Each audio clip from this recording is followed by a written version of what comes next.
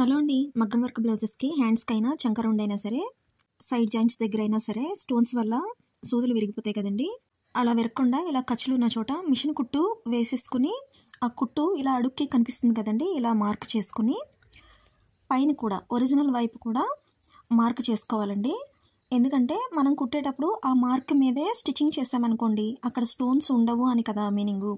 పైన కూడా ఎందుకు స్టిచ్ చేయమన్నానంటే, మన కుట్టు మీదే స్టిచ్ చేసినప్పుడు హ్యాండ్స్ అతికేటప్పుడు అక్కడ స్టోన్స్ లేవు అని కదా అర్థం. సో అలా ఓపిక్గా డ్రా చేసుకుంటే కనుక స్టోన్స్ విరగవండి. చూడండి ఇప్పుడు ఎలా మార్క్ చేశానో ఆ మార్క్ మీదే అలాగా చంక రౌండ్ దగ్గర అయితే మార్క్ చేయలేదండి, మర్చిపోయాను, నేను జాగ్రత్తగా వేశాను కుట్టు అనేది.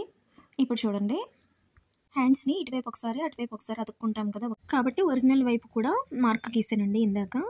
రెడ్ జాయింట్లు వేసేటప్పుడు కూడా ఇలాగే మార్క్ చేసుకుంటే స్టోన్స్ విరగకుండా ఉంటాయండి. ఈ టిప్ నచ్చితే లైక్ చేయండి, షేర్ చేయండి, సబ్స్క్రైబ్.